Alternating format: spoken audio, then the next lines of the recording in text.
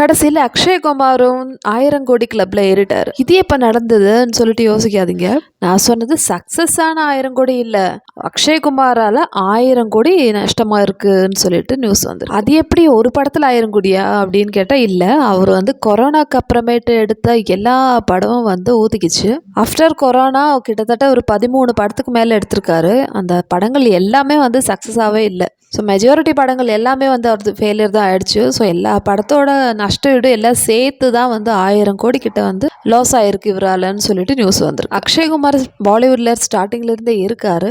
நம்ம ஷாருக் கான், சல்மான் கான் அண்ட் அமீர் கான் இந்த 3 கான்ஸும் இருக்கிற டைம்ல இருந்தே அக்ஷய்குமாரும் இருந்துட்டு வர்றாரு. ஆனால் இவருக்குன்னு சொல்லிட்டு ஒரு ஸ்பெஷலாக ஒரு ரூட் வந்து பாலிவுட்ல கிடையாது. பாலிவுட்ல இந்த 3 கான்ஸ்க்கு இருக்கிற ஃபேன்ஸ்லாம் வந்து இவருக்கு இல்லை.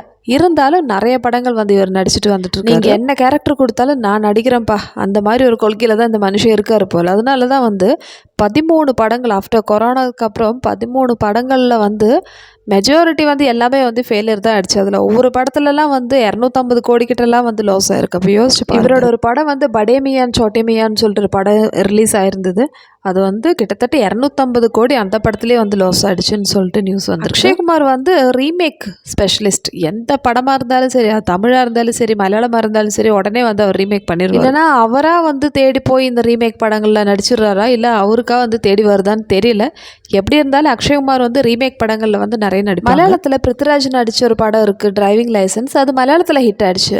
ஆனால் அக்ஷய்குமார் அது ஹிந்தியில் ரீமேக் பண்ணும்போது அந்த படம் வந்து ஃப்ளாப் ஆயிடுச்சு. இப்போ ரீசெண்டாக வந்த படம் வந்து என்னென்னு பார்த்தீங்கன்னா சர்ஃபிரா. இதுவும் ஆஸ் யூஷுவல் ஃப்ளாப் ஆகிடுச்சுன்னு.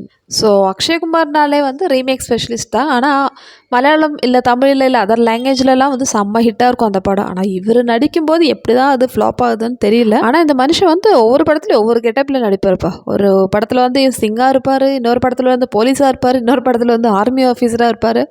அப்படி என்ன தான் எஃபர்ட் எடுத்து நடித்தாலும் இவர் படங்கள் வந்து எதுவுமே ஓடலையே. இவர் தனுஷ் கூட வந்து ஒரு படம் நடிச்சிருந்தார், அதிரங்கீரேன்னு சொல்லிட்டு ஒரு ஹிந்தி படம். அது தமிழில் கூட வந்து இருந்தது. ஆனால் யார் கூட நடித்தாலும் சரி இவரோட ராசியா இல்லை கூட நடிக்கிறவங்களோட ராசியான்னு தெரியல. எந்த படமாக இருந்தாலும் ஆஸ் யூஷுவல் ஃப்ளாப் ஆயிரும். ஸோ எல்லாம் சேர்த்து வச்சு பார்க்கும்போது கடைசியில் வந்து இவர் ஒரு பெரிய ஒரு சாதனை படிச்சிருக்காரு. இது வரைக்கும் 1000 கோடி ரூபாய் நஷ்டமாக இருக்குது அக்ஷய்குமாராலன்னு சொல்லிட்டு. மூவி இண்டஸ்ட்ரியே வந்து அண்ணாந்து பார்க்குறாங்க, ஒரு மனுஷனால் 1000 கோடியெல்லாம் வந்து நஷ்டமாக முடியுமான்னு சொல்லிட்டு. சரி மக்களே, இந்த வீடியோ பிடிச்சிருந்தா என்னோட சேனல் லைக் பண்ணுங்கள், ஷேர் பண்ணுங்கள், சப்ஸ்கிரைப் பண்ணுங்கள். இதே மாதிரி அடுத்த வீடியோவில் பார்க்கலாம்.